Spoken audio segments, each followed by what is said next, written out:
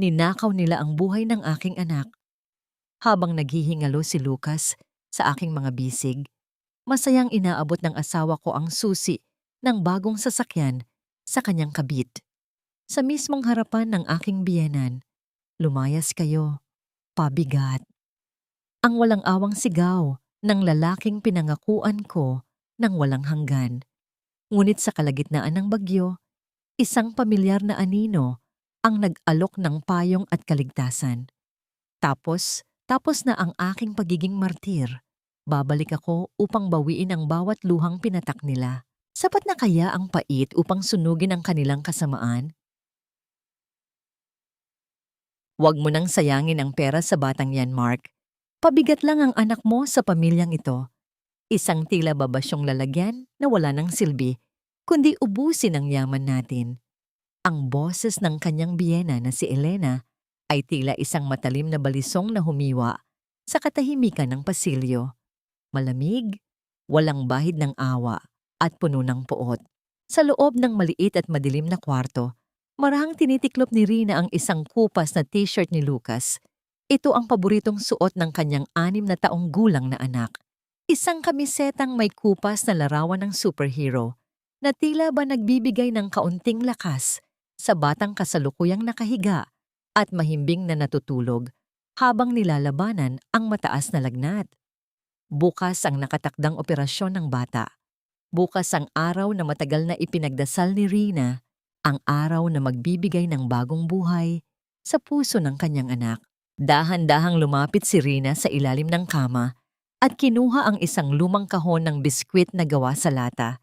Ito ang kanyang munting kaban, ang kanyang lihim na pag-asa. Dito niya itinatago ang bawat sentimong pinaghirapan niya mula sa paglalaba para sa ibang tao, sa pagtitinda ng kakanin sa madaling araw, at ang perang nakuha niya mula sa pagbebenta ng tanging alahas na pamana ng kanyang yumaong ina.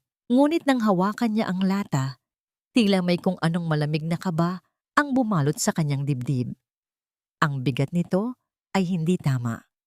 Sa pagbukas niya ng takip, ang tanging sumalubong sa kanya ay ang kawalan. Wala ang mga nakatuping papel na pera. Wala ang mga barya na kanyang pinagpuyatan. Ang lata ay tila ba isang libingan ng kanyang mga pangarap. Walang laman, malinis at mapang-uyam. Ang bawat hibla ng kanyang kalamnan ay tila nanigas. Ang hangin sa kanyang baga ay tila naging bubog na mahirap ilabas. Hindi siya makapaniwala, hindi maaring mawala ang perang iyon. Mabilis siyang bumaba ng hagdan, ang kanyang mga paang nakayapak ay tila hindi na nararamdaman ang lamig ng tiles.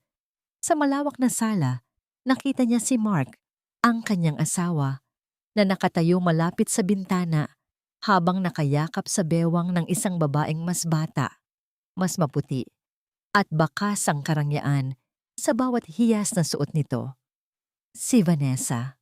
Sa labas ng gate, isang makintab na bagong sasakyan ang nakaparada. Ang kulay nito ay kumikinang sa ilalim ng sikat ng araw. Tila ba nagmamalaki sa gitna ng kanilang bakuran.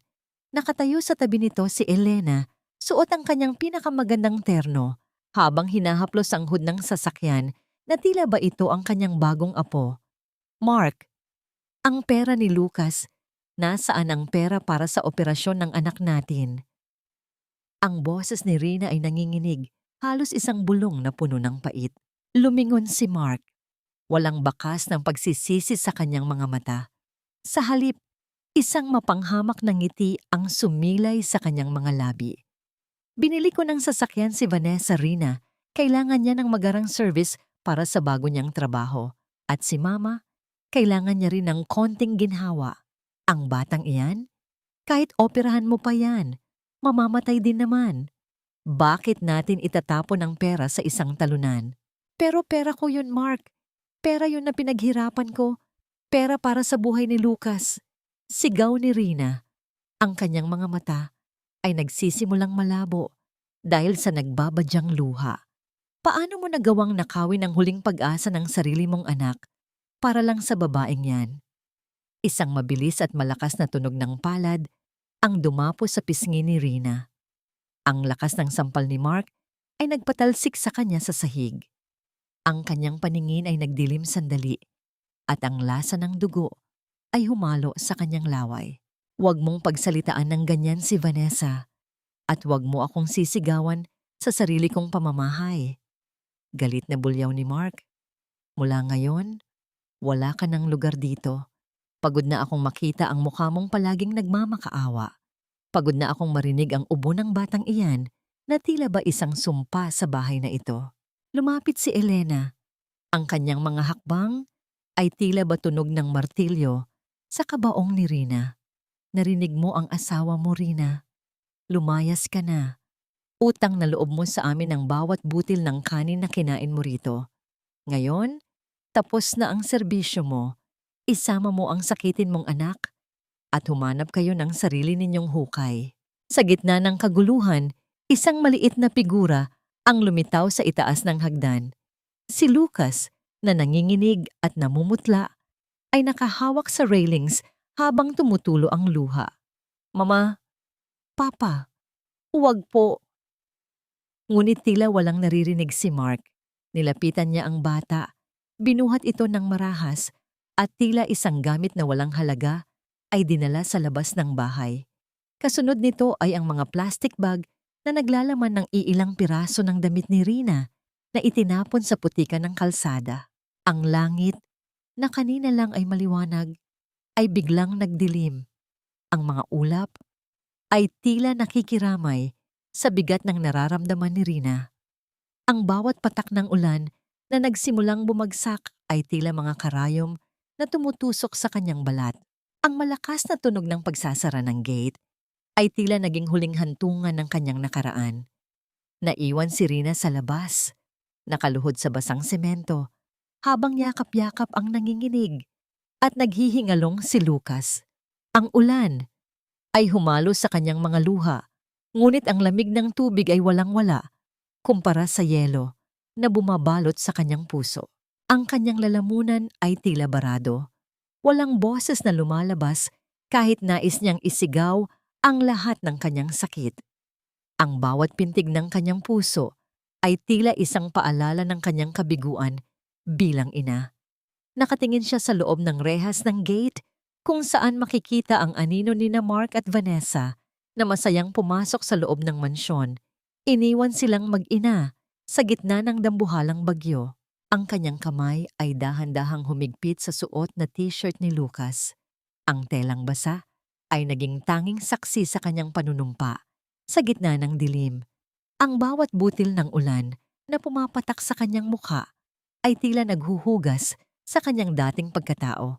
Ang Rina na mahina, ang Rina na martir, ang Rina na laging sumusunod. Sa katahimikan ng gabi, sa gitna ng baha at unos, tanging ang mahinang paghinga ni Lucas ang kanyang naririnig. Isang tanong ang paulit-ulit na humahampas sa kanyang isipan, tila ba isang multo na ayaw siyang patahimikin. Hanggang kailan kailangang magbayad ng isang ina para sa kasalanan ng mga taong dapat ay nagpoprotekta sa kanila? May natitira pa bang langit para sa mga tulad nilang itinapon na sa impyerno? Ang dilim ay tila lalong kumapal at ang tanging liwanag na natitira ay ang munting kislap ng galit sa kaibuturan ng kanyang mga mata. Isang apoy na hindi kayang patayin ng kahit anong lakas ng ulan. Ang bawat patak ng ulan na humahampas sa mukha ni Rina ay tila ba sinusubukang lunurin ang kanyang huling hininga. Yakap-yakap niya ang nanghihinang katawan ni Lucas na ang tanging maririnig na tunog ay ang mabilis at mababaw na paghinga nito. Sa gitna ng kadiliman ng kalsada, ang mundo ni Rina ay tila ba tumigil na sa pag-inog. Ngunit sa isang sandali, ang kadiliman ay biglang binalot ng dalawang dambuhalang ilaw. Ang liwanag mula sa isang sasakyan ay tumama sa kanila, sapat na upang mapapikit si Rina at mapayakap ng lalong mahigpit sa kanyang anak. Ang ugong ng makina ng sasakyan ay tila ba isang hudyat ng pagdating ng isang bagay na hindi niya inaasahan. Ang tunog ng pagbukas ng pinto ng sasakyan ay sinundan ng mabibigat na hakbang sa ibabaw ng basang kalsada. Hindi nagtagal, ang malalaking patak ng ulan na kanina lang ay bumubugbog sa balat ni Rina ay biglang tumigil. Isang malapad na itim na payong ang bumukad sa itaas niya na tila ba isang kuta na nagpoprotekta sa kanila mula sa lupit ng langit. Rina? Isang malalim at pamilyar na boses ang tumawag sa kanyang pangalan. Ang boses na yon ay hindi puno ng galit o pang-uuyam, kundi ng isang uri ng pag-aalala na matagal na niyang hindi nararamdaman. Iniangat ni Rina ang kanyang paningin. Sa harap niya ay nakatayo si Arthur Fernandez, ang dati niyang amo, sa kumpanyang pinagtatrabahuhan niya bago siya pinilit ni Mark na maging isang may bahay lamang. Ang kanyang mamahaling sapatos ay nakalubog na sa putik at ang laylayan ng kanyang pantalon ay basa na rin. Ngunit tila wala siyang pakialam. Sir Arthur! Ang tanging lumabas sa bibig ni Rina bago siya tuluyang nawala ng lakas. Ang bawat salita ay tila ba isang pagsuko sa pagod at gutom. Hindi na nagatubili si Arthur.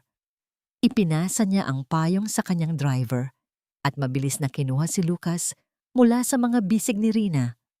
Ang mainit na katawan ng bata ay agad niyang naramdaman. Dalhin natin sila sa ospital. Ngayon din. Ang utos niya sa kanyang tauhan na puno ng awtoridad. Sa loob ng sasakyan, ang amoy ng mamahaling leather at ang banayad na lamig ng aircon ay tila ba isang kakaibang mundo para kay Rina. Nakaupo siya sa tabi ni Arthur habang karga nito ang kanyang anak. Tiningnan ni Rina ang kanyang sarili, ang kanyang damit na puno ng putik, ang kanyang buhok na nakadikit sa kanyang muka, at ang dumi na kanyang dala sa loob ng napakalinis na sasakyan. Pasensya na po, madudumihan ko ang sasakyan ninyo, ang mahinang sabi ni Rina. Ang kanyang hiya ay muling bumangon sa gitna ng kanyang kalunos-lunos na sitwasyon. Sinubukan niyang lumayo ng kaunti sa upuan, ngunit ang panghihina ng kanyang katawan ay hindi nagpahintulot sa kanya. Tumingin si Arthur sa kanya. Ang kanyang mga mata ay tila ba may sinasabing hindi maipaliwanag na lungkot. Huwag mong isipin ang sasakyan, Rina.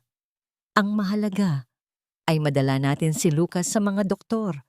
Bakit kayo nasa labas sa gitna ng bagyo? Nasaan si Mark? Hindi nakasagot si Rina. Ang tanging nagawa niya ay ang yumuko at hayaan ang panibagong agos ng luha na humalo sa tubig ulan sa kanyang pisngi.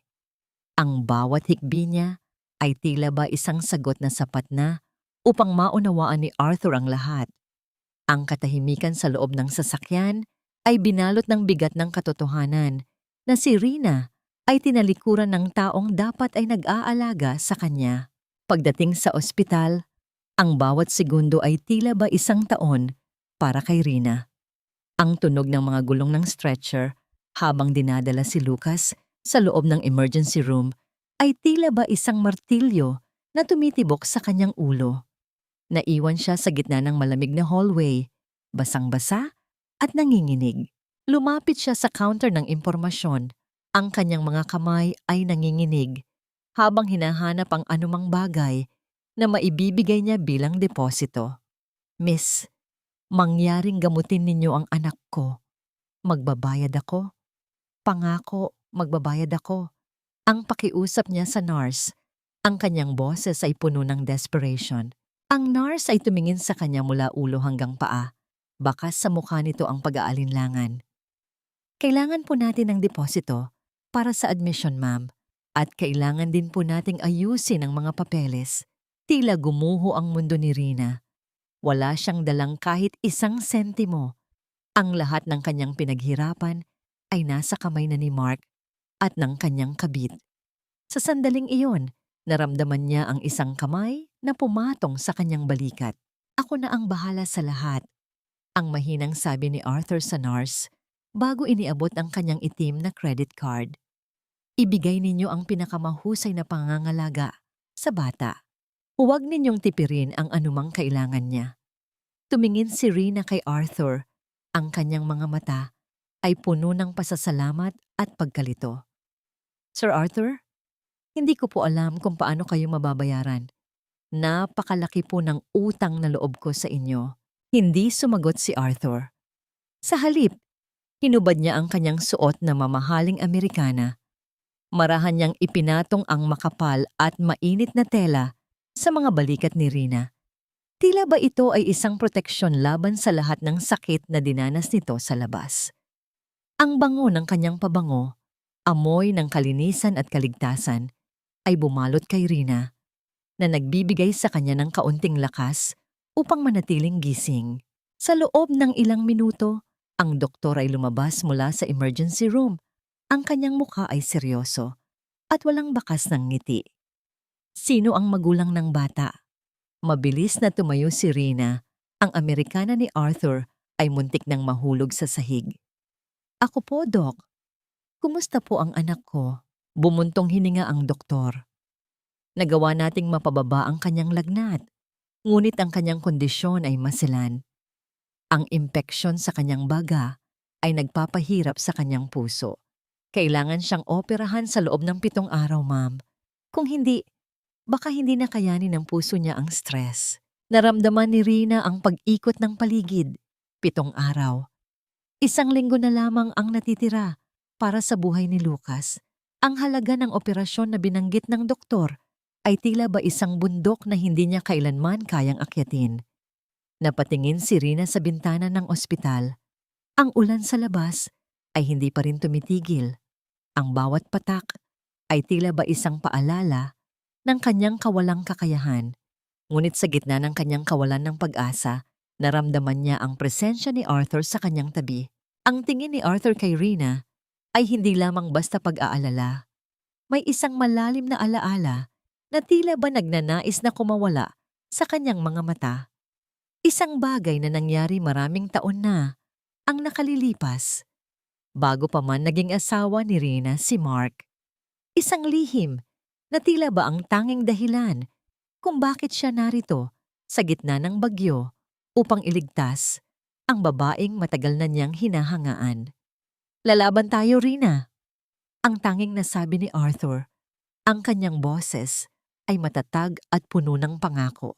Ngunit sa isipan ni Rina, isang malaking katanungan ang naiiwan. Paano siya lalaban kung wala siyang sandata? Paano niya ililigtas ang kanyang anak kung ang mga taong dapat ay katuwang niya ang siya pang nagnakaw ng kanyang kinabukasan? Ang bawat tibok ng relo sa dingding ng ospital ay tila ba isang babala. 7 araw, 1 linggo para sa isang himala, o para sa isang huling pamamaalam. Ang bawat hakbang ni Rina pabalik sa mansyon ng mga Torres ay tila ba paglakad sa ibabaw ng nagbabagang uling. Ang kanyang mga paa ay pagod, ang kanyang puso ay sugatan. Ngunit ang mukha ng kanyang anak na si Lucas na nakahiga sa puting kama ng ospital ang nagbibigay sa kanya ng lakas upang lunukin ang lahat ng kanyang natitirang dangal. Ang malaking pintong nara na dati niyang pinakikinang tuwing umaga ay tila ba isang dambuhalang pader na nagtatakwil sa kanya. Pagpasok niya sa sala, sumalubong sa kanya ang bango ng mamahaling pabango at ang tunog ng tawanan.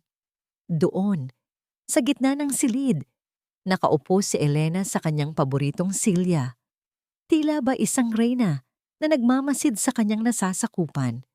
Sa tabi nito ay si Vanessa, na suot ang isang sutlang robe na pag-aari ni Rina, ang regalong ibinigay ng kanyang namayapang ina. Narito na pala ang ating dakilang martir, ang mapanguyam na bungad ni Elena habang dahan-dahang humihigop ng tsaa. Bakit ka bumalik? Akala ko ba ay kaya mo nang buhayin ang anak mo sa gitna ng kalsada? Hindi sumagot si Rina sa pangiinsulto. Sa halip maran siyang lumuhod sa harap ng kanyang biyenan. Ang tunog ng kanyang mga tuhod na tumama sa malamig na tiles ay tila ba isang pagsuko. Mama, nakikiusap po ako. Kailangan ni Lucas ng operasyon sa loob ng 7 araw. Kung hindi, mawawala siya sa atin. Kahit hiramin ko lang po ang pera, babayaran ko sa abot ng aking makakaya. Alang-alang na lang po sa apo ninyo.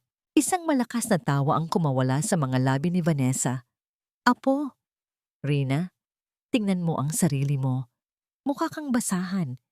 Sa tingin mo ba ay may karapatan kang humingi ng pera pagkatapos mong maging pabigat sa pamilyang ito sa loob ng 6 na taon. Mark, halika rito. Tingnan mo ang dating asawa mo. Namamalimos na naman. Lumabas si Mark mula sa kusina. Hawak ang isang baso ng alak. Tiningnan niya si Rina ng may pandidiri. Wala kaming pera para sa'yo, Rina. Ang pondo ng kumpanya ay nakalaan para sa puhunan ng bago naming negosyo ni Vanessa. At ang sasakyang binili ko, iyon ang kailangan namin para sa aming hinaharap. Ang batang iyan ay isang malaking pagkakamali mula pa noong una. Paano mo nasasabi yan, Mark? Ang bot sa boses ni Rina ay nagsimulang humalo sa kanyang pagmamakaawa. Anak mo si Lucas. Dugo mo ang nananalaytay sa kanya. Tumayo si Elena at lumapit kay Rina. Ang bawat hakbang ng kanyang takong ay tila ba tumutusok sa dibdib ng kanyang dating minugang. Huwag kang magsalita tungkol sa dugo, Rina.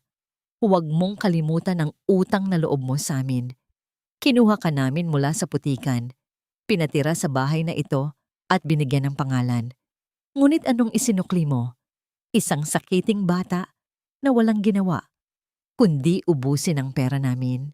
Kinuha ni Elena ang isang piraso ng papel mula sa lamesa at ibinato ito sa paanan ni Rina. Kung gusto mo talagang makuha ang pera, pirmahan mo ito.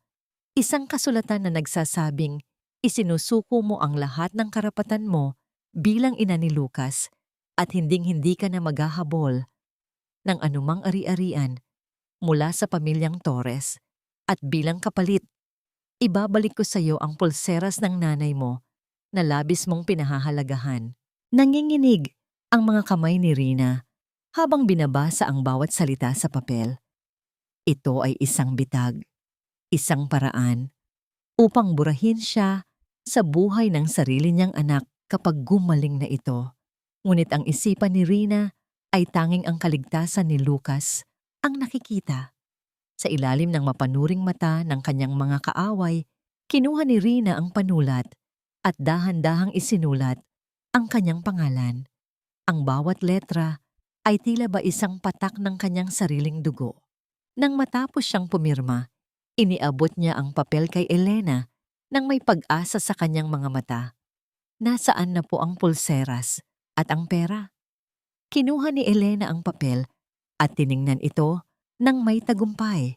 Pagkatapos, sa harap ni Rina, dahan-dahan niyang pinunit ang kasulatan sa maliliit na piraso at isinabog ang mga ito sa hangin, tila ba mga basurang papel na walang halaga. Anong ginagawa ninyo? Ang boses ni Rina ay halos mawala. Ang pulseras? Ang mapait na ngiti ni Elena ay lalong lumalim. Ibinalenta ko na iyon noong nakaraang linggo pa upang ipambayad sa down payment ng bagong kondo ni Vanessa. At ang pera para sa operasyon, walang perang darating, Rina.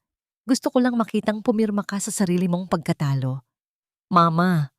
Sigaw ni Rina, ang kanyang buong katawan ay nanginginig sa galit at pait. Lumayas ka na! Ang sigaw ni Mark ay tila ba isang kidlat na tumapos sa lahat. Hindi ka na kailangan dito at huwag kang magkakamaling bumalik pa dahil sa susunod, mga pulis na ang sasalubong sa'yo. Dahan-dahang tumayo si Rina. Ang kanyang mga binti ay tila ba gawa sa tingga, ngunit sa loob ng kanyang dibdib, may isang bagay na tuluyan ng namatay. Ang kanyang pagiging martir, ang bawat salita, bawat sampal ng katotohanan, at ang bawat panloloko ng pamilyang Torres ay naging semento na bumubuo sa isang bagong pader sa kanyang puso. Tiningnan niya sila ng paisa-isa. Si Elena na puno ng katusuhan, si Mark na puno ng kataksilan, at si Vanessa na puno ng kasakiman. Ang kanilang mga mukha ay hinding-hindi niya malilimutan. Sana ay busog kayo sa inyong panalo ngayong araw. Ang mahinang sabi ni Rina. Ang kanyang boses ay hindi na nanginginig. Sa halip ay malamig, na tila ba hininga ng kamatayan. Dahil ang bawat sentimong ninakaw ninyo sa buhay ng anak ko, ay babawiin ko ng may kasamang interes. Hinding-hindi ko kayo mapapatawad. Lumabas si Rina ng mansyon nang hindi lumilingon. Ang langit ay madilim pa rin, ngunit sa gitna ng kadiliman, ang kanyang mga mata ay naglalayab sa isang uri ng apoy na hindi kailanman nakita ng mga Torres. Ang bawat hakbang niya palayo sa bahay na yon ay isang hakbang patungo sa kanyang pagbabago. Ang kanyang panunumpa ay hindi na lamang para sa kaligtasan ni Lucas, kundi para sa katarungan na matagal nang ipinagkait sa kanya sa katahimikan ng gabi. Ang tanging maririnig ay ang marahas na pagpintig ng puso ng isang inang wala ng balak pang sumuko. Ang pakiramdam ng kawalan ng halaga ay tila ba isang laso na dahan-dahang pumapatay sa kaluluwa ni Rina. Habang naglalakad siya pabalik sa ospital, ang bawat hakbang niya ay tila ba nagdadala ng bigat ng buong mundo. Ang kalsadang dati niyang dinaraanan nang may ngiti ay tila ba naging isang mahabang pasilyo ng kahihiyan. Wala siyang dalang kahit ano, walang pera, walang pulseras, at walang natitirang dangal sa harap ng mga Torres.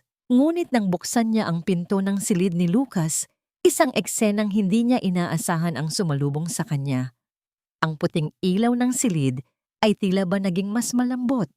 Doon, sa tabi ng kama ng kanyang anak, nakaupo si Arthur.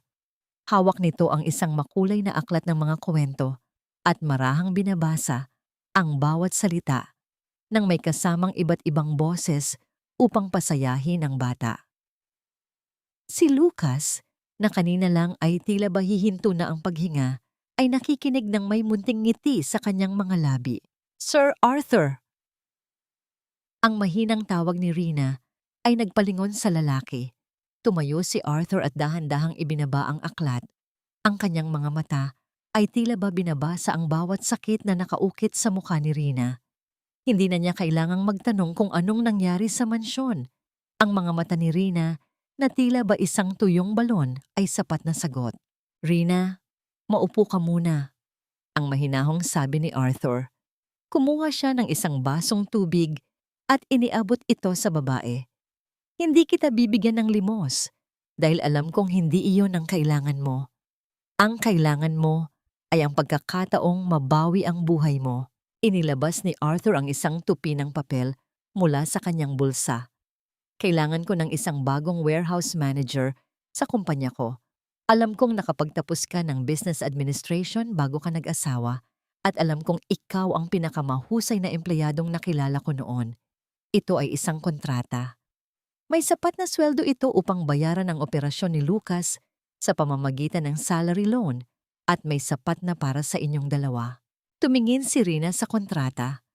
Ang mga letra ay tila ba mga bituin sa gitna ng kanyang madilim na gabi.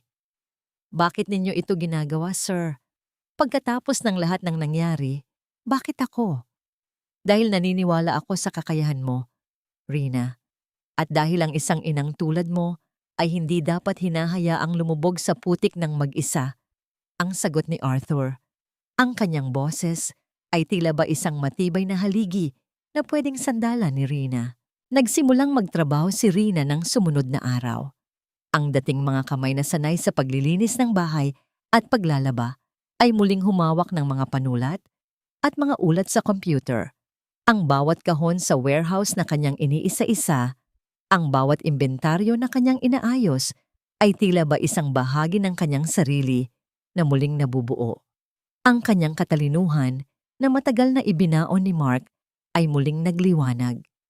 Sa loob lamang ng ilang araw, ang gulo sa warehouse ni Arthur ay naging maayos at sistematiko. Mula sa kanyang opisina, sa itaas na palapag, madalas na nakadungaw si Arthur sa malaking bidet na salamin. Pinapanood niya si Rina habang kausap ang mga trabahador. Mahinahon, ngunit may awtoridad. Pagod ngunit may ningning sa mga mata. Isang munting ngiti ang palaging sumisibol sa mga labi ni Arthur. May kung anong init ang bumabalot sa kanyang dibdib, isang pakiramdam na matagal na niyang kinalimutan, simula nang mawala ang kanyang sariling pamilya. Isang gabi, habang nag-o-overtime si Rina upang tapusin ang ulat para sa susunod na buwan, ang katahimikan ng opisina ay binalot ng marahang tunog ng paglapit ni Arthur. May dala siyang isang baso ng mainit na gatas. Masyado ka nang nagpapagod, Reyna. Magpahinga ka naman, ang sabi ni Arthur habang inilalapag ang baso sa lamesa nito. Kailangan ko po itong tapusin, sir. Ayaw ko pong masayang ang pagkakataong ibinigay ninyo sa akin. Ang tugon ni Rina nang hindi inaalis ang tingin sa screen. Marahang ipinatong ni Arthur ang kanyang kamay sa ibabaw ng kamay ni Rina na humahawak sa mouse ng computer. Ang init ng kanyang palad ay tila ba kuryenteng gumapang sa buong katawan ni Rina. Sandaling tumigil ang mundo. Ang bango ng kape at ang amoy ng bagong ligo ni Arthur ay tila ba isang lunas sa lahat ng pagod ni Rina. Sapat na ang ginawa mo para sa araw na ito. Lucas needs a mother who is healthy and I need my manager to be well. Ang mahinang sabi ni Arthur, ang kanyang mga mata ay diretsong nakatingin sa mga mata ni Rina. Sa sandaling iyon, naramdaman ni Rina ang isang bagay na matagal na niyang hindi naramdaman sa piling ni Mark. Ang pakiramdam na siya ay mahalaga. Hindi bilang isang katulong, hindi bilang isang ina, kundi bilang isang babae. Nang matanggap ni Rina ang kanyang unang sweldo, kasama ang loan para sa operasyon ni Lucas, hindi siya agad umuwi. Pumasok siya sa banyo ng kumpanya, isinara ang pinto, at doon ay inilabas ang sobrang naglalaman ng pera. Hinawakan niya ito ng mahigpit, idinikit sa kanyang dibdib, at doon ay umiyak siya ng husto. Hindi ito iyak ng pait, kundi iyak ng tagumpay. Ito ang unang pagkakataon na ang perang hawak niya ay bunga ng kanyang sariling talino at pawis. Hindi hingi, hindi limos. Lucas, maliligtas ka na, anak. Ang bulong niya sa sarili habang ang mga luha ay pumapatak sa puting sobre. Ngunit sa kabila ng kanyang kaligayahan, may isang bagay na nakapukaw sa kanyang atensyon nang bumalik siya sa mesa ni Arthur upang ihatid ang huling ulat. Doon, sa ibabaw ng tambak na mga folder, ay may isang tila ba nakatagong dokumento. Isang asul na folder na may nakasulat na pangalan sa itaas. Torres Construction and Development, ang pangalan ng kumpanya ni Mark, bago pa man makapagtanong si Rina sa kanyang sarili kung bakit nasa mesa ni Arthur ang kumpanya ng kanyang asawa. Ang katahimikan ng lobby ay binasag ng isang pamilyar at maingay na boses. Nasaan ang manager ninyo? Gusto kong kausapin ang may-ari ng kumpanyang ito. Hindi ninyo pwedeng kansilahin ang kontrata namin ng basta-basta. Naniga si Rina sa kanyang kinatatayuan.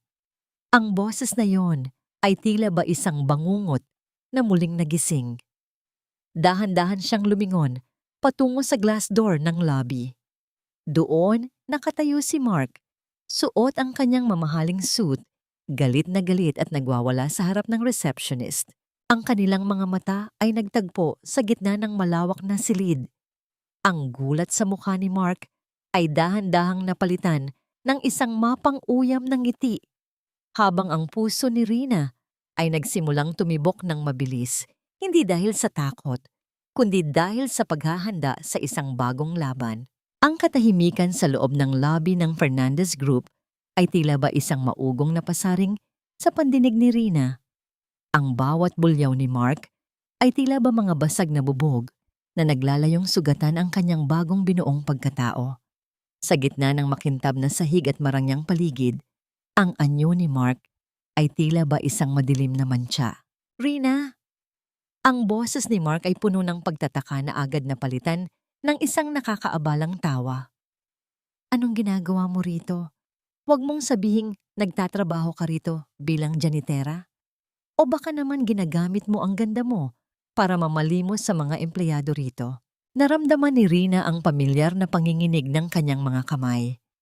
Ang alaala ng gabing itinapon sila sa gitna ng bagyo ay muling sumariwa. Ang amoy ng basang lupa, ang lamig ng ulan, at ang sakit ng sampal ni Mark. Ngunit sa pagkakataong ito, hindi niya hinayaang lumabas ang kanyang mga luha. Huminga siya ng malalim, pinalawak ang kanyang dibdib, at itinuwid ang kanyang pagkakatayo.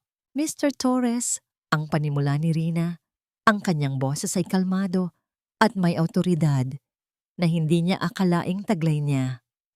Nasa loob ka ng isang respetadong kumpanya.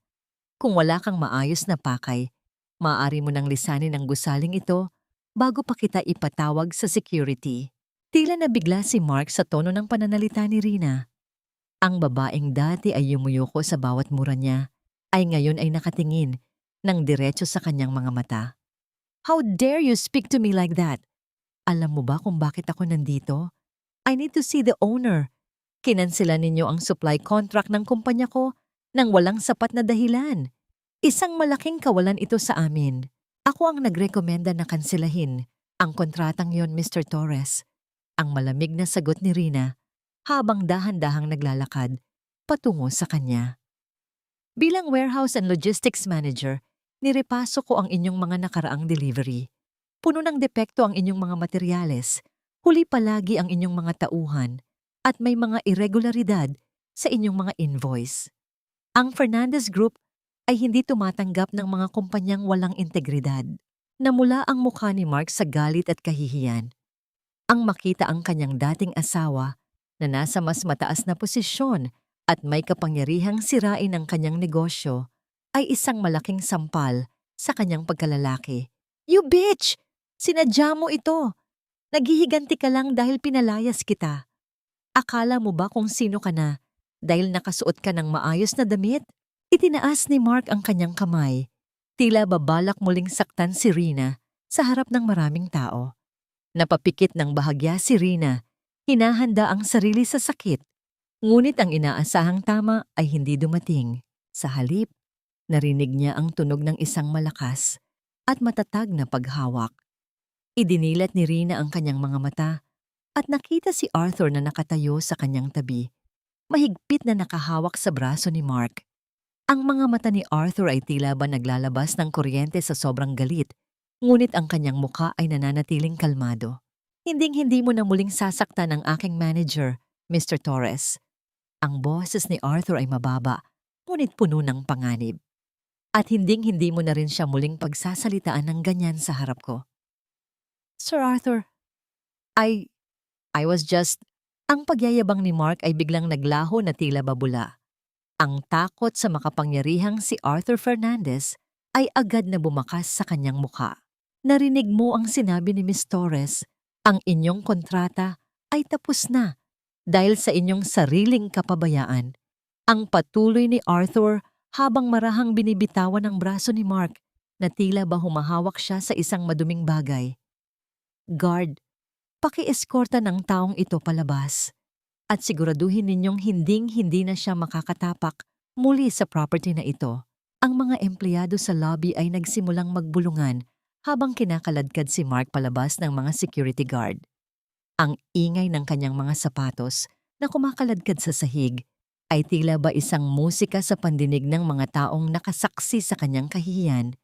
Lumingon si Mark sa huling pagkakataon. Ang kanyang mukha ay puno ng puot at pagkadesperado bago tuluyang isinara ang malaking glass door.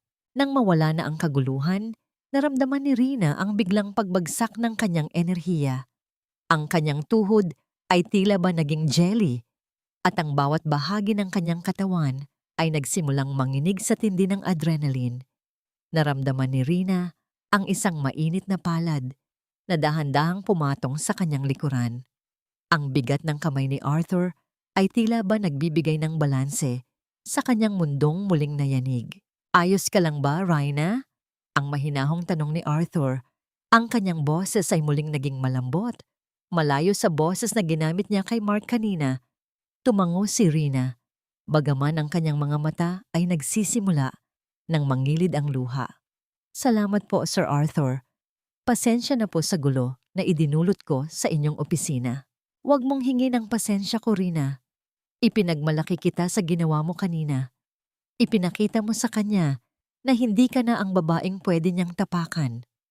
Ang sabi ni Arthur habang inuunahan si Rina patungo sa kanyang pribadong opisina upang bigyan siya ng oras na kumalma.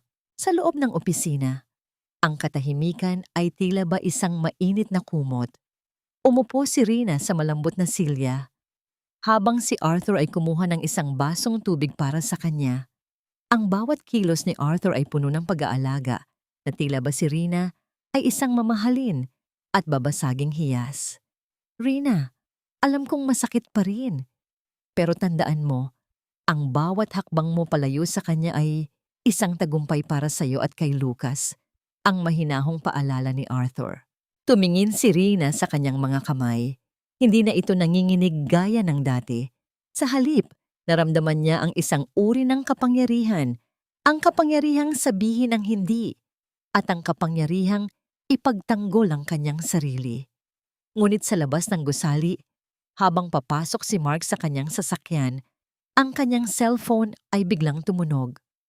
Ang pangalan ni Vanessa ay lumitaw sa screen. Mark, nasaan ka na ba? Ang bangko, kinuha na nila ang mga gamit ko. Ang card mo hindi na gumagana. Akala ko ba mayaman ka? You loser. Ang boses ni Vanessa sa kabilang linya ay puno ng galit at pandidiri bago nito biglang ibaba ang tawag. Napahawak si Mark sa kanyang manibela. Ang kanyang mga kuko ay tila ba gustong ibaon sa balat nito. Ang lahat ng kanyang ipinagmamalaki ay dahan-dahang gumuho, habang ang babaeng kanyang minaliit ay dahan-dahang umaakyat patungo sa liwanag. Ang laban ay nagsisimula pa lamang at sa pagkakataong ito, ang kapalaran ay tila ba pumapanig na sa pusong matagal na nagdusa. Ang marangyang mansyon ng mga Torres ay hindi na ang palasyong dati ay pinagmamalaki ni Elena.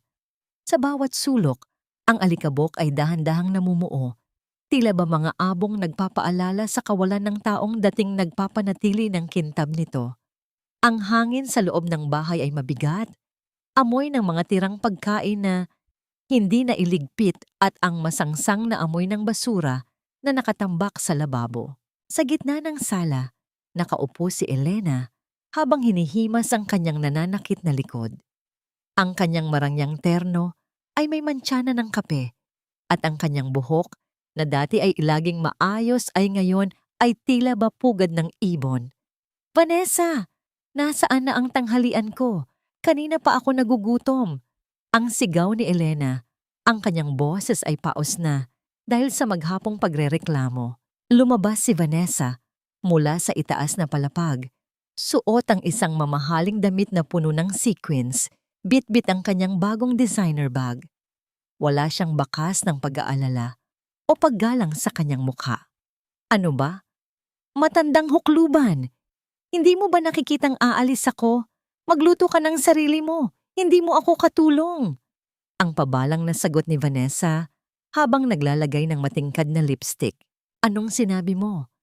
Ako ang nagpapasok sa'yo sa bahay na ito.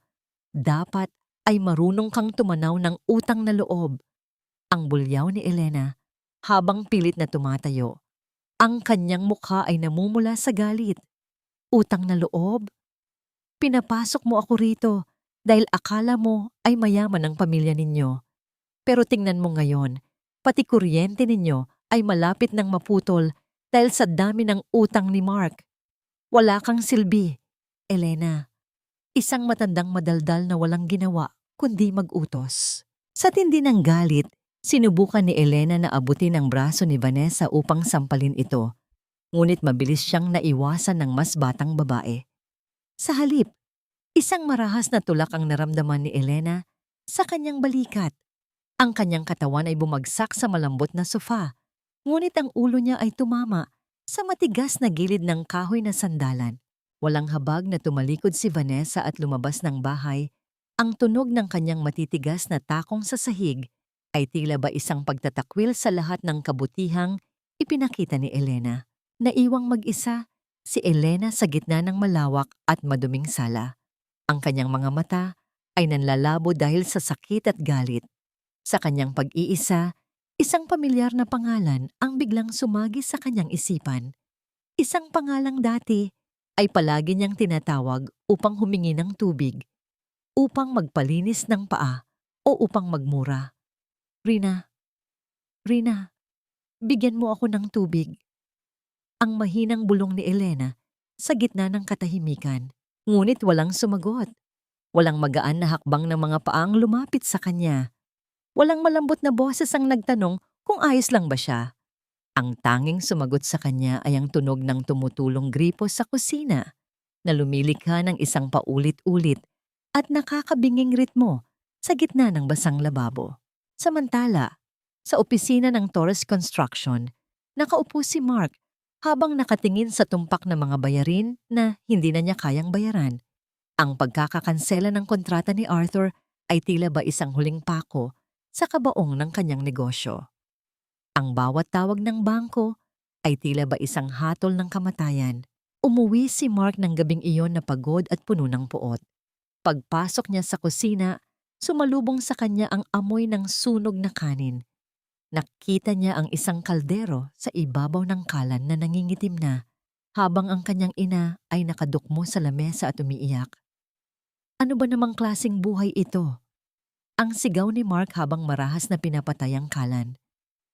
Pati ba naman pagluluto ng kanin ay hindi ninyo magawa ng tama? Nasaan si Vanessa? Umalis siya, Mark. Sinaktan niya ako. Pinalayas niya ako sa sarili nating sala.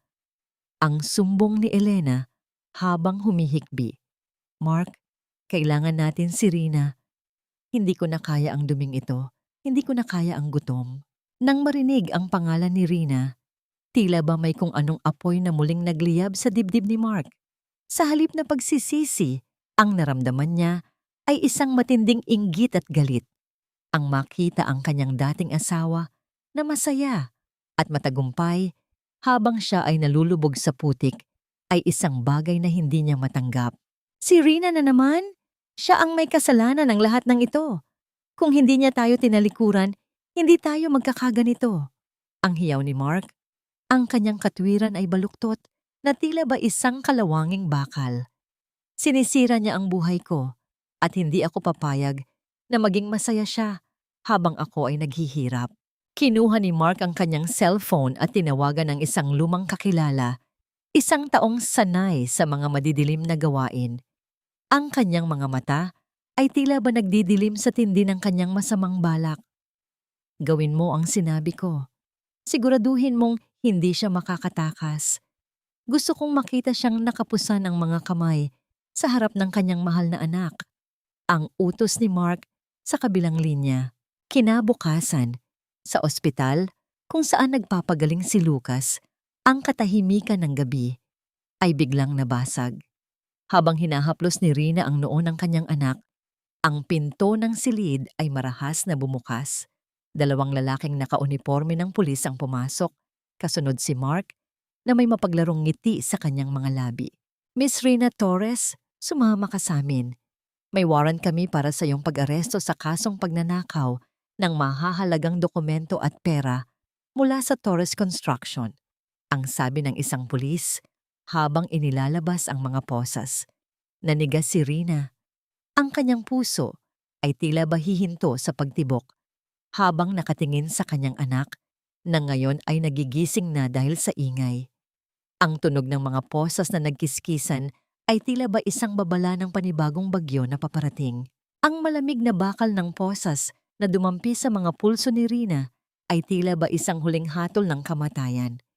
Sa loob ng puting silid ng ospital, kung saan ang tanging maririnig ay ang mahinang tunog ng oxygen monitor ni Lucas, ang presensya ng mga pulis ay tila ba isang malaking insulto sa katahimikan.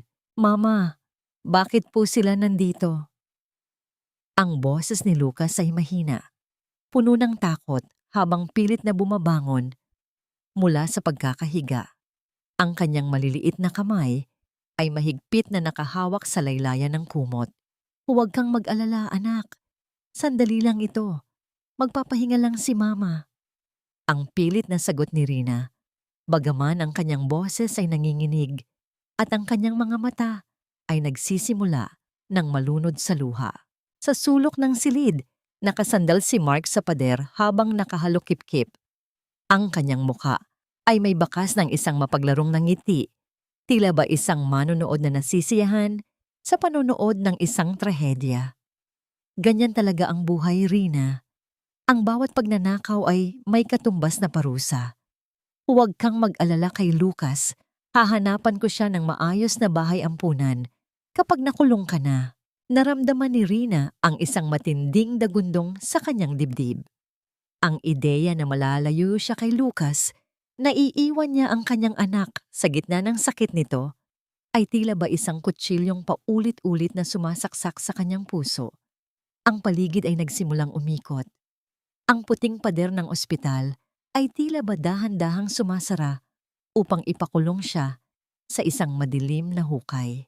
Ngunit bago pa man mahila ng mga pulis si Rina palabas, ang pinto ng silid ay muling bumukas ng malawak.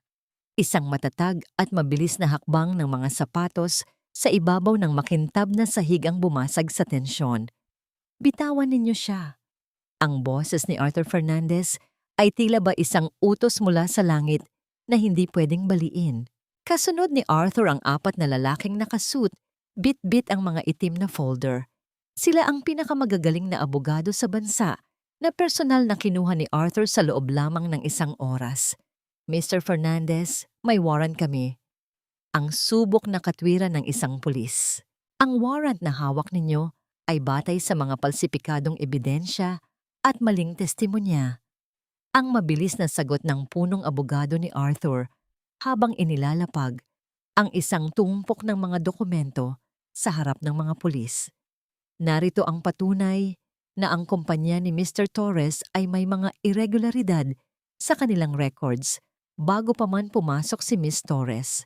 At narito ang footage na nagpapatunay na walang anumang kinuha ang aking kliyente. Kung itutuloy ninyo ito, kaming lahat ay magsasampa ng kasong unlawful arrest at harassment laban sa inyong departamento ngayong gabi. Ang mga pulis ay nagkatinginan. Ang pangalan ni Arthur Fernandez ay sapat na upang manginig ang kanilang mga tuhod. Sa loob ng ilang minuto, ang mga posas ay dahan-dahang inalis mula sa mga kamay ni Rina. Mark, hinding-hindi ka mananalo sa laro na ikaw mismo ang gumawa. Ang bulong ni Arthur habang tinititigan si Mark ng buong talas. Umalis ka na, bago ko pa maisipang isama ka sa mga kasong isasampa namin. Nanginginig sa galit at takot. Walang nagawa si Mark kundi ang tumalikod at mabilis na lumabas. Kasunod ang mga pulis na tila ba mga asong bahagang buntot. Nang mawala na ang lahat, ang katahimikan sa silid ay tila ba isang mabigat na pasanin. Tumingin si Rina kay Lucas na muling nakatulog dahil sa pagod at takot. Ang bawat bahagi ng kanyang katawan ay nagsimulang manginig. Hindi niya na kaya. Ang lahat ng tapang na kanyang ipinakita ay biglang naglaho. Tumakbo si Rina palabas ng silid, hindi alam kung saan pupunta, hanggang sa marating niya ang hagdanan ng fire escape. Doon, sa gitna ng malamig na semento at madilim na sulok, sumentensya siya sa sahig at itinago ang kanyang muka sa kanyang mga palad. Ang kanyang mga hikbi ay tila ba mga alon na humahampas sa pader, puno ng pait, pagod, at kawalang pag-asa. Narinig niya ang marahang pagbukas ng pinto ng fire escape. Isang pamilyar na anino ang dahan-dahang lumapit sa kanya. Hindi nagsalita si Arthur. Sa halip, maran siyang lumuhod sa harap ni Rina. Sa isang iglap, naramdaman ni Rina ang isang pares ng matitigas at mainit na braso na bumalot sa kanyang nangangatog na katawan. Hinila siya ni Arthur patungo sa kanyang dibdib. Ang bawat hikbi ni Rina ay tila ba tinatanggap ng malapad na balikat ni Arthur. Isang mahigpit na yakap. Isang yakap na hindi humihingi ng kapalit. Isang yakap na tila ba nagsasabing, nandito na ako. Hindi kita pababayaan. Ang bango ng kanyang damit, amoy ng kakahuyan at malamig na hangin, ay dahan-dahang nagpapakalma sa nagwawalang emosyon ni Rina. Sa loob ng bisig ni Arthur, naramdaman ni Rina ang isang bagay na matagal na niyang kinalimutan, ang pakiramdam na siya ay ligtas, na hindi niya kailangang maging malakas sa lahat ng oras.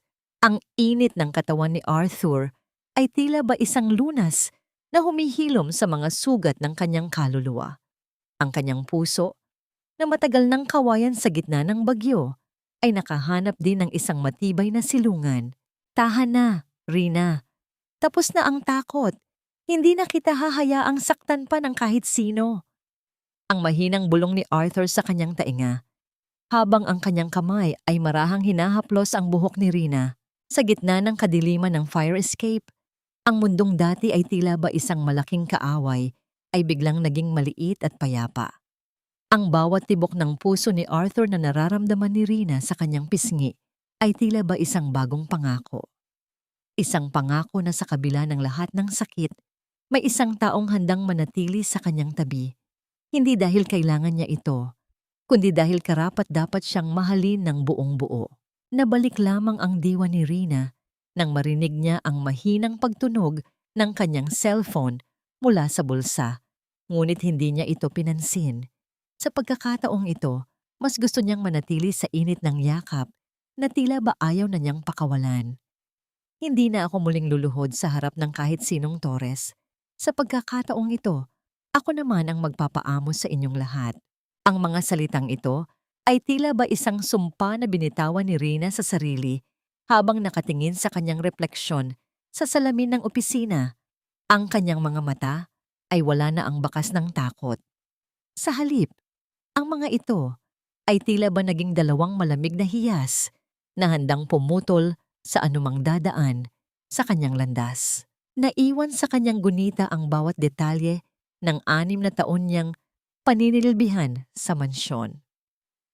Naalala niya ang bawat gabing naglilinis siya ng silid-aklatan ni Mark, kung paano niya napapansin ang bawat maliliit na kilos ng kanyang asawa kapag may itinatago itong mga dokumento sa ilalim ng mga lumang libro. Naalala niya ang isang partikular na kahoy na kahon na may dobleng ilalim, isang lihim na hindi alam ni Mark na nadiskubre ni Rina habang nag-aalis siya ng alikabok sa mga sulok ng cabinet. Nang gabing iyon, hindi umuwi si Rina sa kanyang pansamantalang tinutuluyan. Sa halip, magkasama silang nanatili ni Arthur sa loob ng kanyang malawak na opisina. Ang silid ay binalot ng amoy ng matapang na kape at ang mahinang pag-ugong ng aircon sa katahimikan ng gabi. Rina, sigurado ka ba rito? Mapanganib ang balak nating pasukin, ang mahinahong paalala ni Arthur habang iniabot ang isang makapal na folder ng mga financial records ng Torres Construction. Sir Arthur, kilala ko si Mark. Alam ko kung paano siya magtago ng kanyang mga kasalanan. Ang akala niya ay isa lamang akong dekorasyon sa bahay niya. Ngunit hindi niya alam na pinagmamasdan ko ang bawat galaw niya. Ang sagot ni Rina, ang kanyang boses ay matatag at puno ng determinasyon. Sa loob ng maraming oras, magkatulong nilang pinag-aralan ang bawat detalye. Ginamit ni Rina ang kanyang kaalaman sa mga gawin ni Mark upang ituro kay Arthur kung saang mga transaksyon malamang na nagkaroon ng pandaraya. Bawat pangalan ng mga ghost employees, bawat peking invoice para sa mga materyales na hindi naman dumating sa site, at ang mga lihim na bank accounts na ginagamit ni Mark upang ilihis ang buwis ng kumpanya. Isa-isa nilang hinubaran ang katotohanan. Ang hating gabi ay lumipas at ang liwanag ng buwan ay pinalitan ng malamig na asul na kulay ng madaling araw. Dahil sa tindi ng pagod, hindi na malaya ni Arthur na nakatulog na siya sa ibabaw ng kanyang lamesa. Ang kanyang ulo ay nakapatong sa kanyang mga braso habang nakapalibot ang mga dokumento. Tumigil si Rina sa kanyang ginagawa. Marahan siyang tumayo at kinuha ang Amerikana ni Arthur na nakasabit sa likod ng upuan. Sa bawat hakbang niya, ang tunog ng kanyang sapatos sa carpet ay tila ba isang banayad na himig. Dahan-dahan niyang ipinatong ang Amerikana sa mga balikat ni Arthur upang hindi ito lamigin. Sa sandaling iyon, tinitigan ni Rina ang mukha ng lalaking nagbigay sa kanya ng bagong pag-asa. Sa ilalim ng mahinang ilaw ng lampshade, ang mga napapamilyar na linya sa mukha ni Arthur ay tila ba mas lumambot. Ang kanyang mga pilikmata ay mahaba at ang kanyang paghinga ay regular at payapa. Isang hindi maipaliwanag na pakiramdam ang bumalot sa puso ni Rina. Isang pakiramdam na mas malalim pa sa pasasalamat. Dahan-dahang lumapit ang kanyang kamay, ang kanyang mga daliri ay tila ba nagnanais na haplusin ang nangingitim na bahagi sa ilalim ng mga mata ni Arthur dahil sa puyat.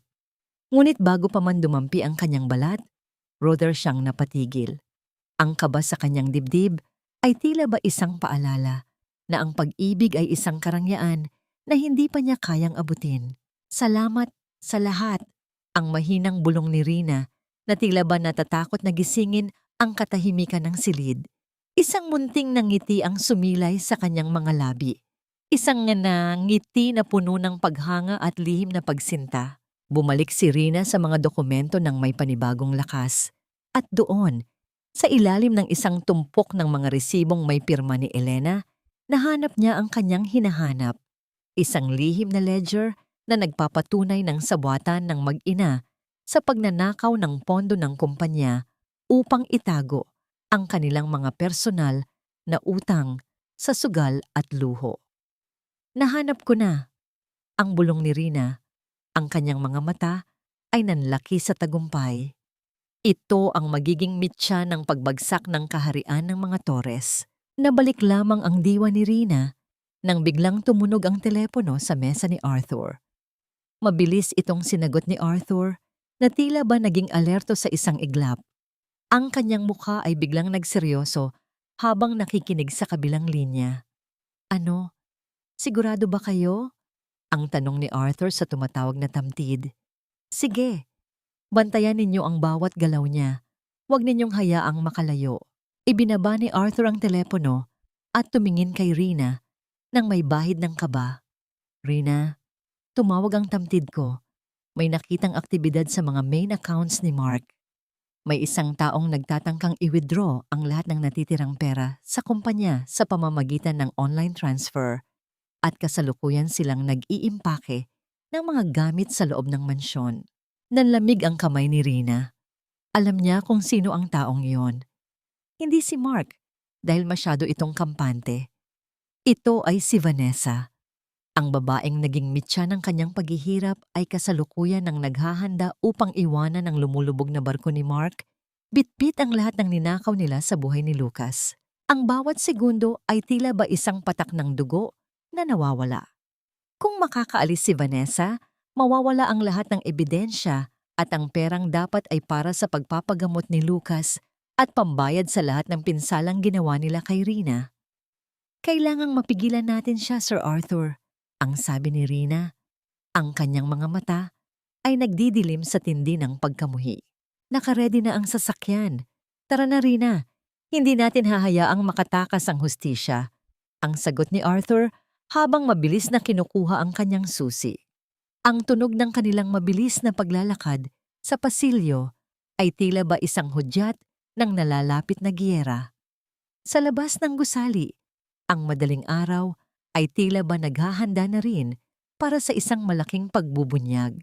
Sa loob ng mansyon ng mga Torres, ang kadiliman ay tila ba isang buhay na nilalang na dahan-dahang lumalamon sa bawat sulok ng marangyang silid. Ang ingay ng mabilis na pagbukas ng mga drawer at ang marahas na paghalughog sa loob ng mga cabinet ay tila ba isang malupit na musika sa gitna ng gabi. Doon, sa loob ng silid ni Elena, si Vanessa ay abala sa paghakot ng bawat hiyas na kanyang mahahawakan. Ang kanyang mga mata ay nanlilisik sa kasakiman habang isinisiksik ang mga gintong kwintas, mamahaling relo, at mga singsing sa loob ng kanyang malaking designer bag. Ano ang ginagawa mo sa mga gamit ko? Isang paos at nanginginig na boses ang bumasag sa katahimikan. Sa may pintuan, nakatayo si Elena, nakasuot ng kanyang manipis na pantulog. Ang kanyang mukha ay tila ba isang lanta na bulaklak sa ilalim ng malamig na ilaw ng hallway. Ay salamat at nagising ka rin, matandang hukluban. Ang mapang-uyam na sagot ni Vanessa nang hindi man lang tinitingnan ang matanda. Kinukuha ko lang ang nararapat para sa akin. Akala mo ba ay mananatili ako sa bahay na ito ngayong alam ko ng baon sa utang ang anak mo? Ayaw kong mabulok kasama mo rito. Magnanakaw. Ibalik mo ang mga yan. Pinaghirapan namin ang bawat sentimo ng mga hiyas na yan. Ang sigaw ni Elena habang pilit na sumusugod patungo kay Vanessa. Ang kanyang mga kamay ay nanginginig sa galit. Isang malakas na tulak ang naramdaman ni Elena sa kanyang balikat. Ang kanyang katawan ay tumalsik sa gilid ng kama at dahan-dahang bumagsak sa sahig. Ang tunog ng kanyang pagtama sa matigas na kahoy ay tila ba isang babala ng kanyang tuluyang pagbagsak. Pinaghirapan? Huwag mo akong patawanin, Elena. Ninakaw ninyo ang perang ito mula sa pawis ni Rina at mula sa buhay ng sarili ninyong apo. Ngayon, ako naman ang kukuha nito mula sa inyo. Quits lang tayo, ang sabi ni Vanessa habang mabilis na isinasara ang kanyang bag. Walang habag na tinalikuran ni Vanessa si Elena na nakahandusay at humihigbi sa sahig. Ang tunog ng kanyang matitigas na takong sa pasilyo ay dahan-dahang naglaho, kasunod ng malakas na dagundong ng pagsasara ng pinto sa ibaba. Nang dumating si Mark sa bahay pagkatapos ng isang gabi ng pakikipag-inuman upang lunurin ang kanyang mga problema, ang sumalubong sa kanya ay ang isang bahay na tila ba hinalughog ng mga magnanakaw. Ang katahimikan ay nakakabingi. Pumasok siya sa kusina at nakita ang kanyang ina na nakaupo sa sahig, nakasandal sa lababo habang nakatitig sa kawalan. Ang mga mata ni Elena ay namumula at tuyo. Tila ba wala nang natitirang luha para sa kanyang sarili. Ma, anong nangyari? Nasaan si Vanessa? Ang tanong ni Mark, ang kanyang boses ay puno ng kaba. Wala na siya, Mark. Kinuha niya ang lahat. Ang pera sa vault, ang mga alahas ko. Pati ang huling dangal ng pamilyang ito ay isinama niya sa kanyang pagtakas. Ang mahinang sagot ni Elena. Ang kanyang boses ay tila ba isang bulong mula sa isang bangkay. Mabilis na tiningnan ni Mark ang kanyang cellphone. Isang abiso mula sa bangko ang sumalubong sa kanya. Ang kanyang main account, kung saan nakatago ang huling pondo ng kumpanya, ay nagpapakita na ng numerong 0. Ang lahat ng kanyang ipinagmamalaki, ang lahat ng kanyang kataksilan para sa pera, ay nauwi sa wala sa loob lamang ng isang gabi. Ang bawat bahagi ng kanyang katawan ay nanginig. Ang galit at pait ay tila ba isang lason na umakyat sa kanyang utak. Sa gitna ng kanyang pagkadesperado, ang mukha ni Rina at Arthur ang tanging nakikita niya. Ang mga taong inaakala niyang nagnakaw ng kanyang kapalaran. Sila ang may gawa nito. Sinira nila ang buhay ko. Ang hiyaw ni Mark habang pinagsasapak ang lamesa sa kusina. Hinding-hindi ako papayag na maging masaya sila.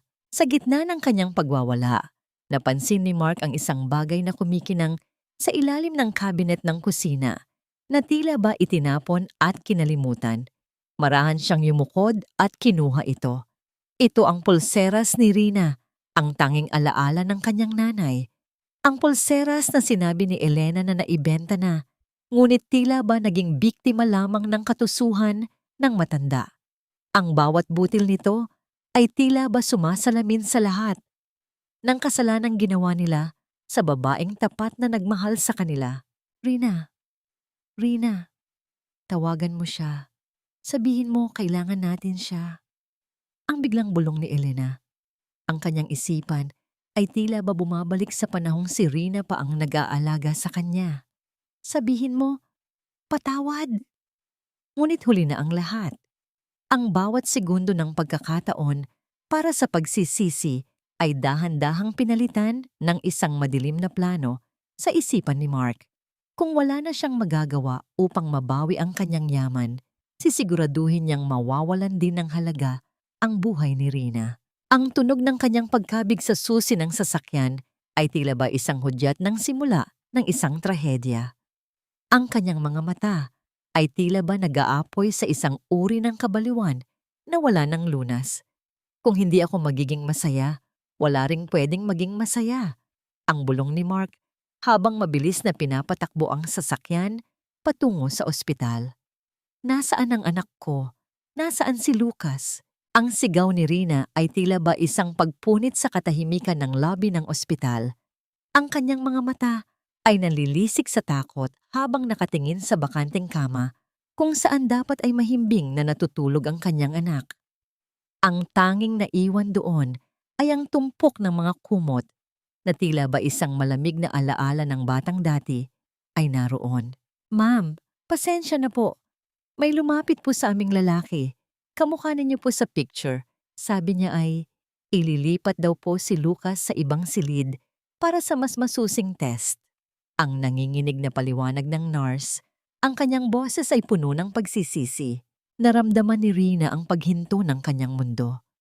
Ang bawat bahagi ng kanyang katawan ay binalot ng isang uri ng ginaw na hindi kayang painitin ng kahit anong kumot.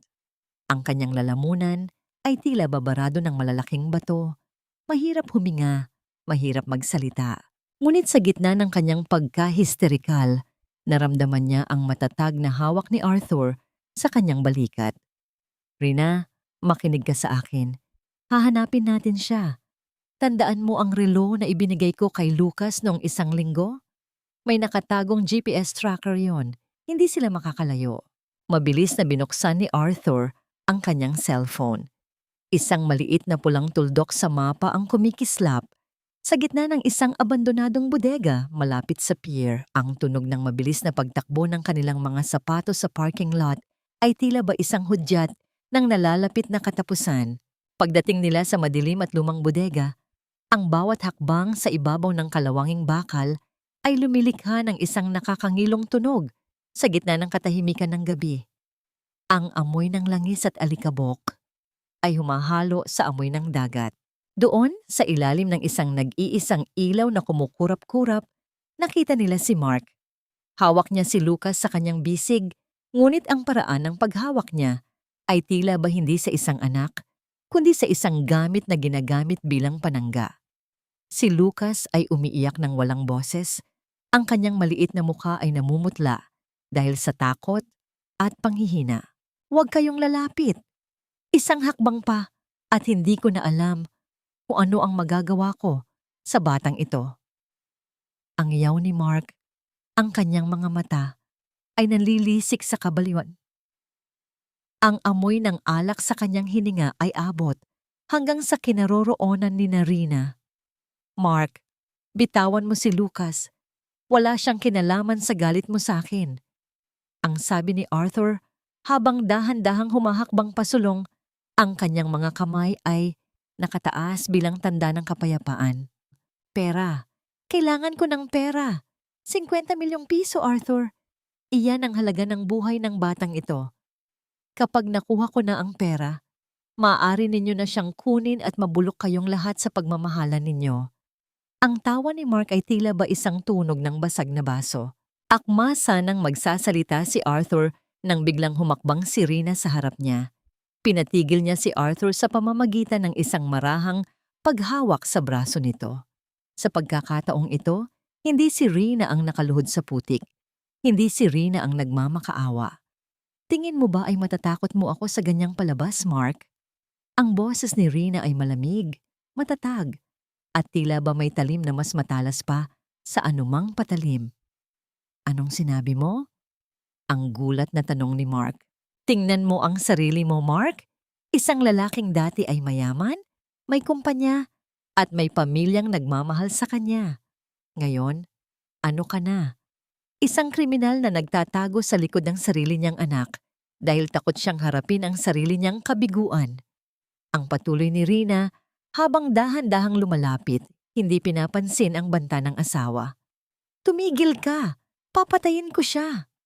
Ang banta ni Mark habang lalong hinihigpitan ang yakap kay Lucas. Sige, gawin mo. Pero alam nating pareho na wala kang tapang para gawin yon. Dahil kapag nawala si Lucas, wala ka ng kahit anong baraha sa buhay na ito. Mamamatay kang mahirap, mag-isa, at kinasusuklaman ng lahat. Kahit si Vanessa itinuring kang parang dumi sa kanyang sapatos, ang bawat salita ni Rina ay tila ba isang sampal sa naghihingalong ego ni Mark. Naramdaman ni Mark ang pangangatog ng kanyang sariling mga kamay.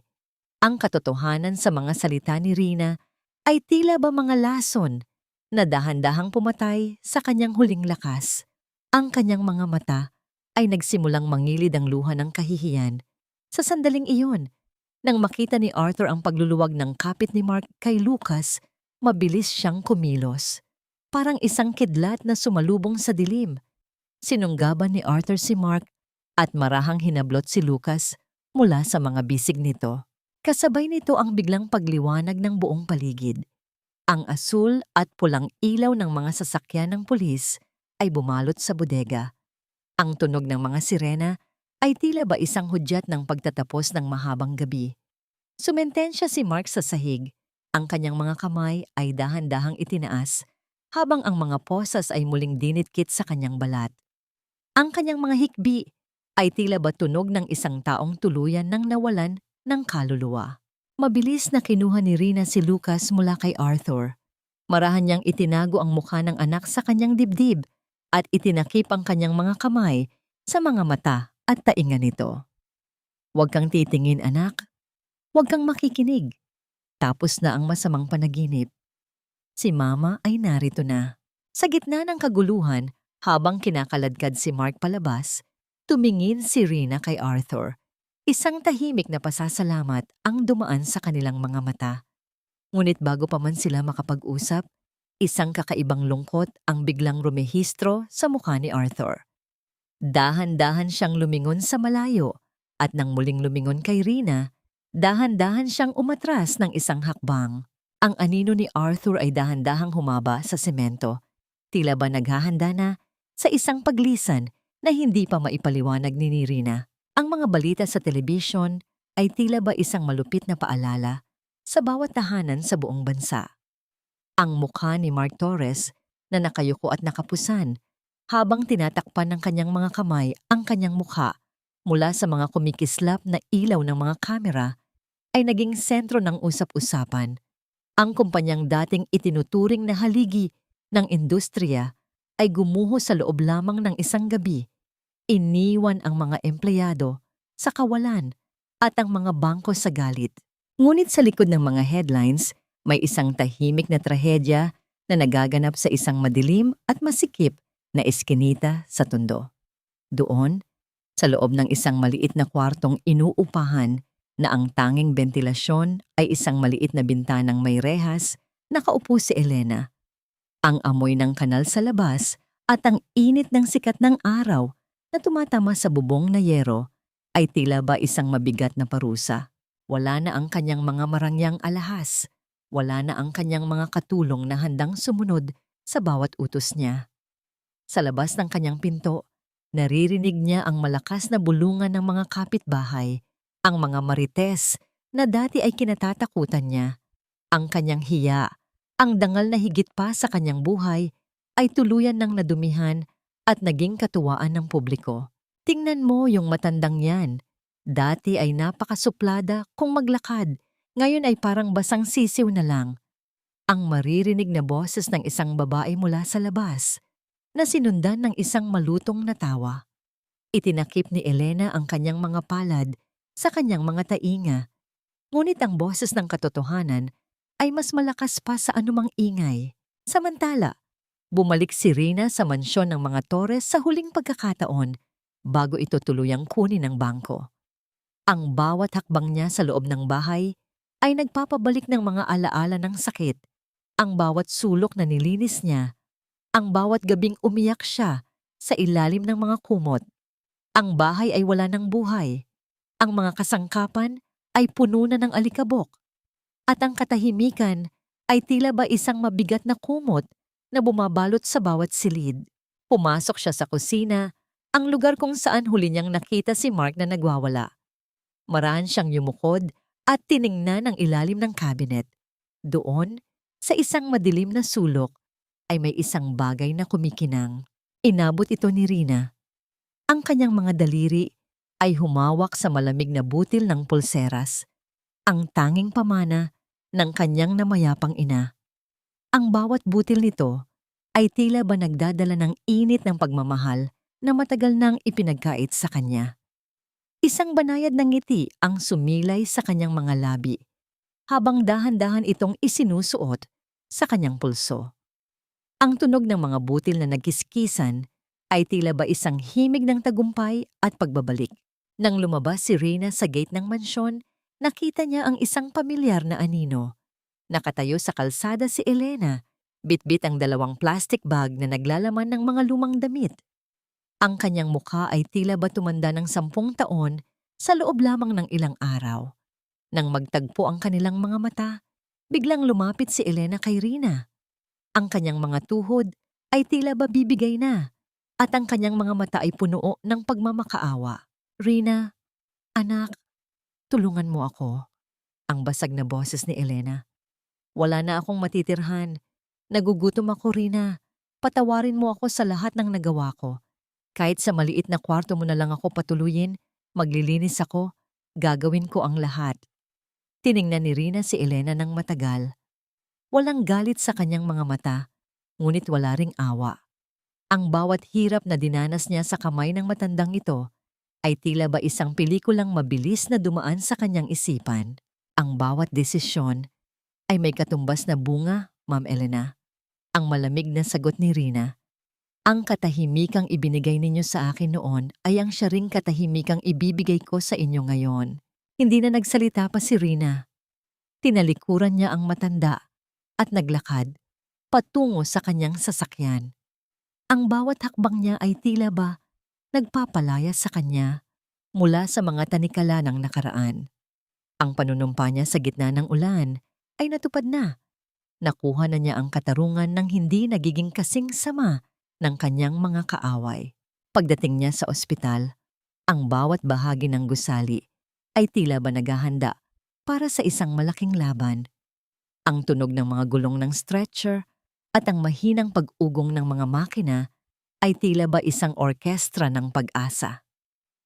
Miss Torres, may magandang balita tayo. Ang bungad ng doktor nang makita si Rina sa labas ng kwarto ni Lucas. May nahanap na tayong donor para sa puso ni Lucas. Ang operasyon ay gaganapin bukas ng madaling araw. Kailangan na nating i-prep ang bata. Naramdaman ni Rina ang paghinto ng kanyang hininga. Ito na ang sandaling hinihintay niya. Ang kaligtasan ng kanyang anak ay abot kamay na niya. Ngunit sa gitna ng kanyang kaligayahan, may isang bagay na tila ba kulang. Isang linggo na ang nakalilipas simula nang huli niyang makita si Arthur. Ang bawat mensahe niya ay walang sagot. Ang bawat tawag niya ay direktang pumupunta sa voicemail. Tumingin si Rina sa pintuan ng ospital. Umaasang lilitaw ang matangkad na anino ni Arthur, ang lalaking nagbigay sa kanya ng lakas upang maabot ang puntong ito. Ngunit tanging ang mga nurse at mga estranghero ang dumadaan. Ang bawat tibok ng relo sa dingding ay tila ba isang babala. Bukas na ang operasyon ni Lucas. Ang buhay ng kanyang anak ay nakasalalay sa isang manipis na sinulid. Ngunit ang taong tanging pinagkakatiwalaan ni Rina ay tila ba naging isang anino na tuluyan ng naglaho sa dilim. Sapat na kaya ang kanyang lakas upang harapin ang pinakamalaking pagsubok sa kanyang buhay ng mag-isa? O ang pagkawala ni Arthur ay simula ng isa pang masakit na paalam? Ang liwanag ng bukang liwayway ay tila ba isang hudyat ng panibagong simula habang dahan-dahang dinala si Lucas patungo sa loob ng operating room. Ang bawat pag-ikot ng mga gulong ng stretcher sa ibabaw ng makintab na sahig ay tila ba isang mabigat na tibok ng puso sa pandinig ni Rina. Nanatili siyang nakatayo sa gitna ng hallway, nakatingin sa pagsasara ng malaking pinto na maghihiwalay sa kanila ng kanyang anak sa loob ng mahabang oras. Ang boy ng gamot at ang lamig ng aircon sa ospital ay tila ba naging bahagi na ng hininga ni Rina. Umupo siya sa isang matigas na upuang plastik sa waiting area. Ang kanyang mga kamay ay mahigpit na nakahawak sa krus na nakasabit sa kanyang leeg. Ang bawat segundong lumilipas ay tila ba isang taon ng paghihintay. Ang katahimikan ng pasilyo ay binabasag lamang ng mahinang tunog ng mga yabag ng mga nurse na naglalakad sa malayo. Lumipas ang 4, 5, 6 na oras. Ang kanyang katawan ay pagod na, ngunit ang kanyang isipan ay hindi mapakali. Sa bawat pagkakataon na bumubukas ang pinto ng operating room, mabilis siyang tumatayo, umaasang ang doktor na ang lalabas. Ngunit sa tuwing hindi ito ang kanyang hinihintay, muli siyang lulubog sa upuan, kasama ang bigat ng pangungulila kay Arthur. Bakit wala siya rito?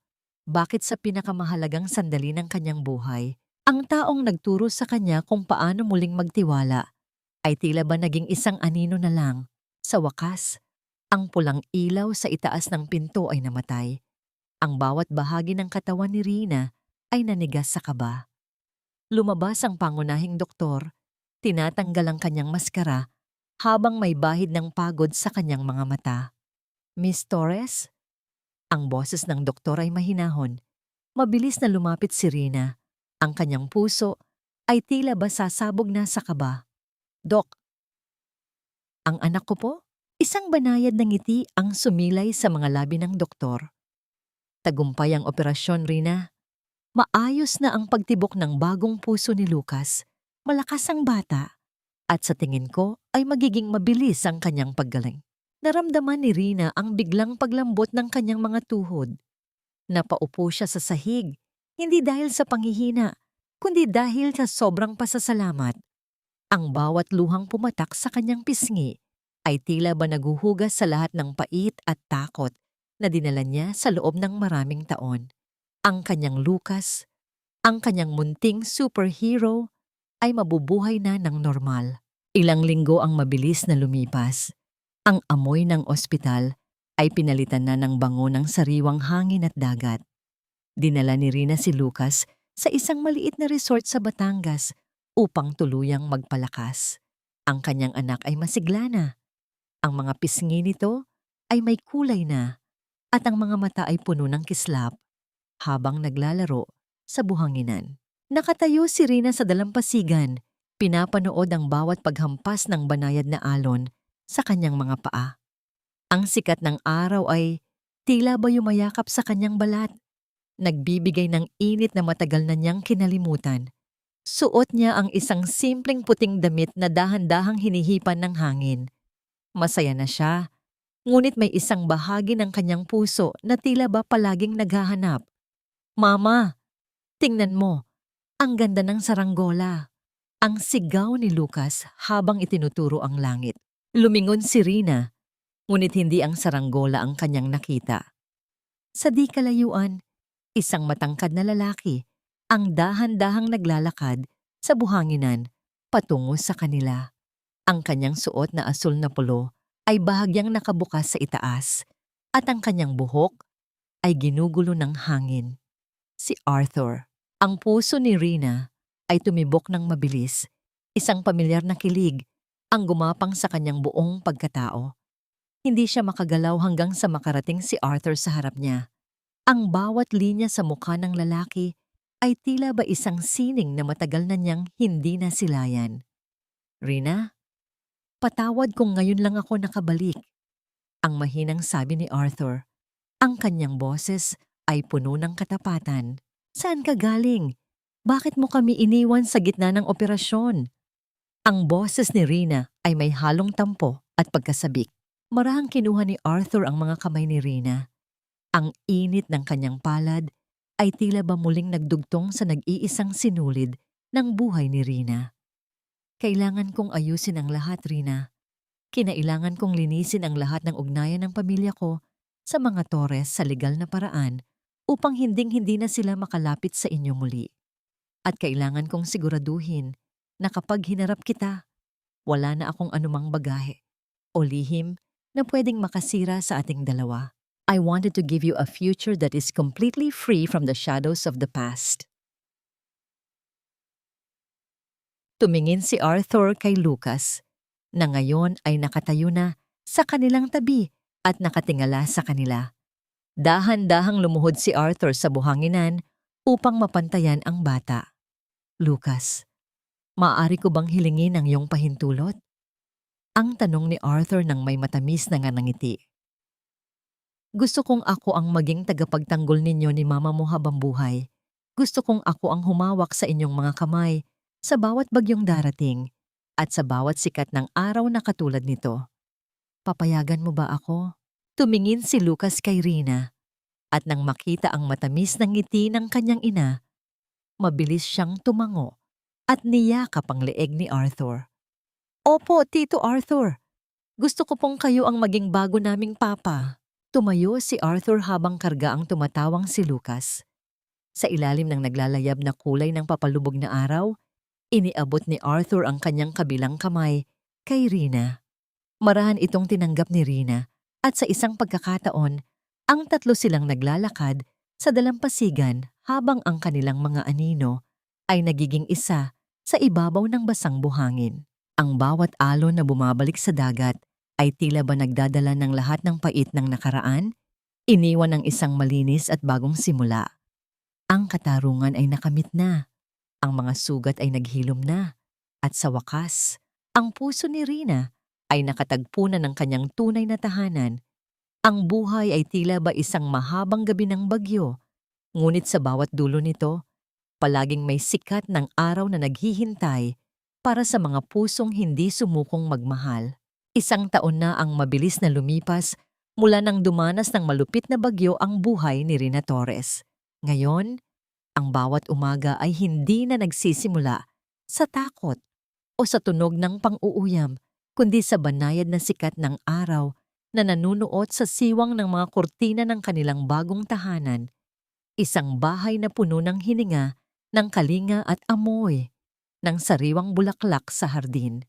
Sa malawak na damuhan sa labas, naririnig ni Rina ang masayang tawa ni Lucas, ang kanyang anak, na dati ay tila ba isang lanta na halamang naghihingalo, ay ngayon ay puno na ng sigla.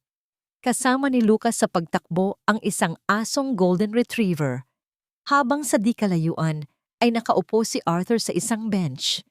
Binabantayan ang bawat galaw ng bata nang may ngiting tila ba isang tunay na ama na nagmamasid sa kanyang pinakamahalagang kayamanan.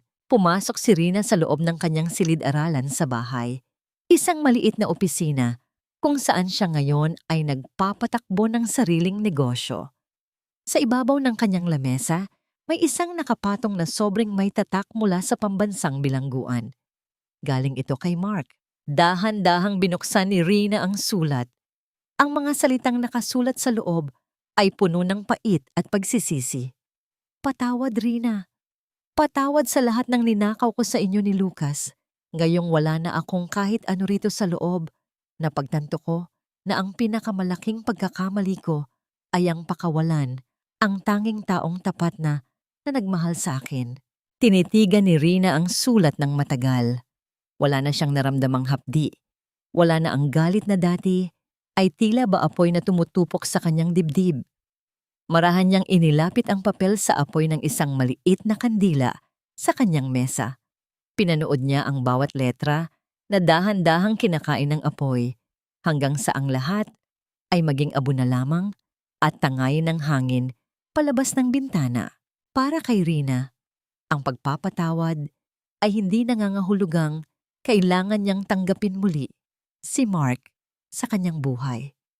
Ang pagpapatawad ay ang desisyon niyang pakawalan ang bigat ng nakaraan upang ang kanyang mga kamay ay maging malaya sa pagyakap sa kasalukuyan. Si Elena naman ay nananatili sa isang pasilidad para sa mga matatanda, isang tahimik at malungkot na buhay na bunga ng kanyang sariling mga desisyon. Hindi sila kinakalimutan ni Rina sa kanyang mga panalangin, ngunit ang kanyang puso ay wala na sa kanilang mga kamay. Naramdaman ni Rina ang isang pares ng matitigas at mainit na braso na dahan-dahang bumalot sa kanyang bewang mula sa likuran. Ang bango ng pabango ni Arthur ay muling bumalot sa kanya, nagbibigay ng pakiramdam ng seguridad na tila ba hinding-hindi siya hahayaang mahulog muli. Masyado ka na namang malalim ang iniisip, mahal ko, ang mahinang bulong ni Arthur sa kanyang tainga, habang ang kanyang kawa ay marahang nakapatong sa balikat ni Rina. Humarap si Rina sa lalaki at ipinatong ang kanyang mga kamay sa dibdib ni Arthur. Nararamdaman ang matatag at tapat na tibok ng puso nito. Iniisip ko lang kung gaano ako kapalad na sa kabila ng lahat ng sakit, dinala ako ng tadhana sa iyo.